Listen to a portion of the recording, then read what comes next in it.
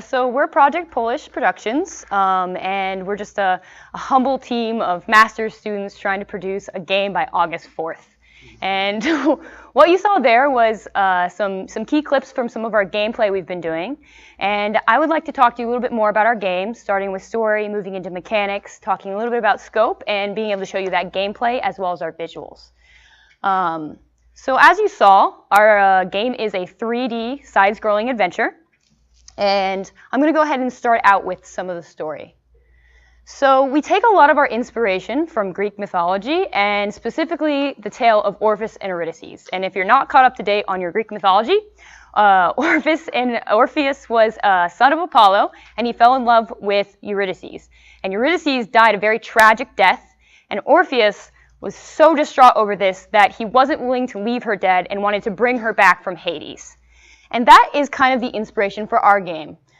Halley is our main character, and she's lost somebody that she desperately loves. And she's unwilling to let this lie and is going to go to another realm where the gods are and try to convince them to bring back her loved one. So to do this, she has to complete trials that the god has set forth. And we will have 4 trials, and each of these will be separate levels within our game.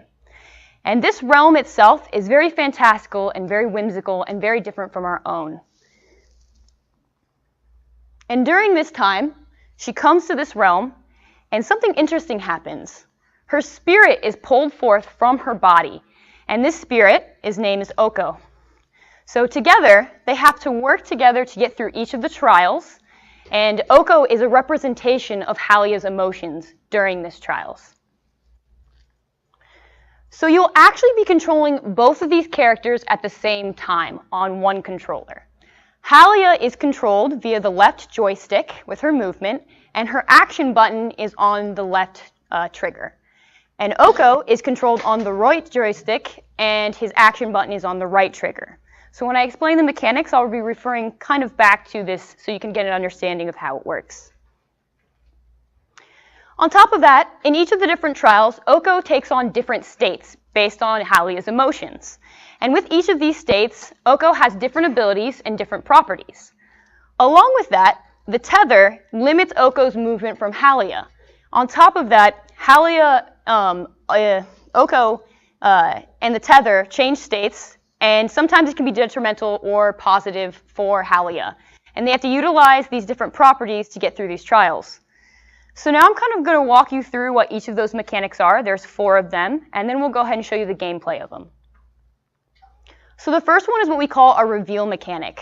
It's the first state of Oko, and as you can see, there's a GIF, just to get a sense of what it looks like in-game, and then I'll go ahead and break it down for you.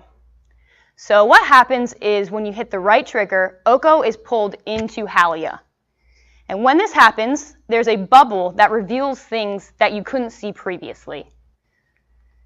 Halley is able to interact with these objects, and she can pull them forth from this bubble into the other world.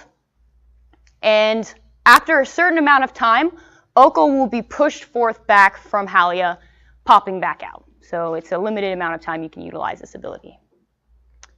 Our next mechanic is what we call the explosion mechanic. And I'll let you watch the GIF. And so how this works is the tether functions as a fuse. There is a fire that is running down from Oko to Halley, and when it gets close enough, Halley can do 2 things. She can hit the left trigger, which blows out the fuse, causing no negative reactions, or she can let the fuse hit her, which will project her in the direction of Oko. Along with that, Oko has the ability to charge up, and he'll release that, propelling Halley away from him. Our next mechanic is the swap mechanic. Once again, I'll let you watch the GIF. So essentially how it works is you would hit the right trigger, and there's a short delay, and then the 2 will swap places. And once again, if you hit the button, it'll delay, and they'll swap, but each time you swap, the tether gets slightly shorter.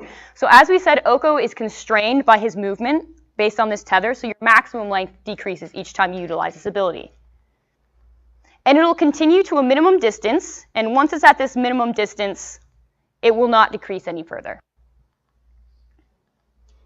On top of that, there will be glowing platforms, specifically in the gameplay, that if Halley stands on, will increase the tether back to its maximum length. And our last mechanic is the weight mechanic. So in the previous ones, Oko was able to fly around and move, and in this one, Oko has no movement of his own. He has to be carried by Halley.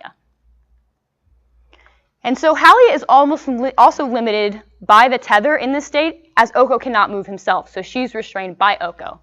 So what she can do is she can disconnect herself from Oko for a temporary amount of time, and if you go past this time, it would be a lose condition, and she can jump and move regularly.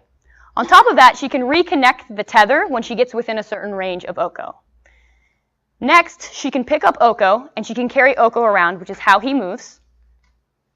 And with the right trigger, when held down, you start an aiming phase where you can aim Oko. And when you release the trigger, it throws Oko along this path. And she can once again reconnect with Oko. So kind of how we've structured our game is that we have not built necessarily levels of our game, but rather gameplay and puzzles around these mechanics to see what we can do with them, to see what's the extent and how we can use these in different ways. So what you're going to be seeing is some of the better puzzles that we've created and condensed into a shortened version so that you can see some of the cool gameplay you can do with each of these mechanics. So we'll go ahead and show you that now.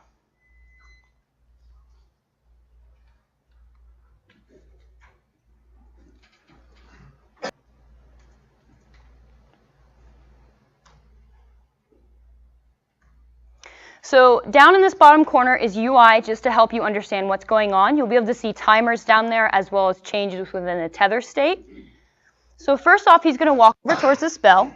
And Oko can only change properties when he goes into the spell. So you can't freely swap between these mechanics. So he's going to go into it, and you'll see that it changes states. And the next thing we want to start out before we start this demo is you'll see this glowing box. This is a checkpoint.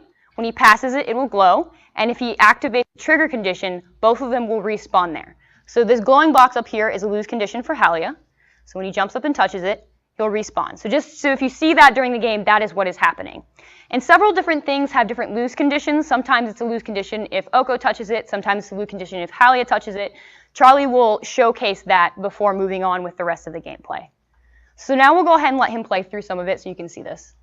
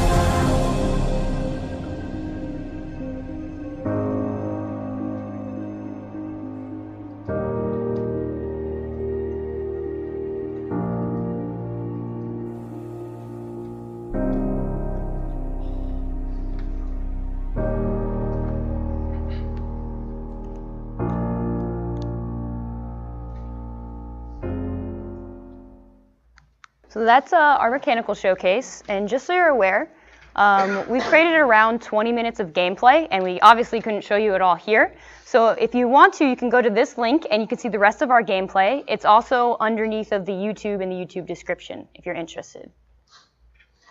So I'm going to talk a little bit about scope. So overall, in the past amount of time we've created 51 assets, fully modeled, textured, game ready, and that took us around 109 hours. For characters, we have one that is complete, it's game ready, and the other one that is modeled. That was around 62 hours. We have 5 animations for Halley and 1 for Oko. That took us about 36 hours. For level design, we have about 20.5 minutes of gameplay, and that was around 50 puzzles, 50 different puzzles. And that took us 124 hours. So, based on this, and knowing that we have to be done by August 4th, here's what we can accomplish. We can do about 204 environment assets completed from starting from nothing, getting to game ready. We can do about 6 characters. This doesn't include Halley, but does include the one that's not complete.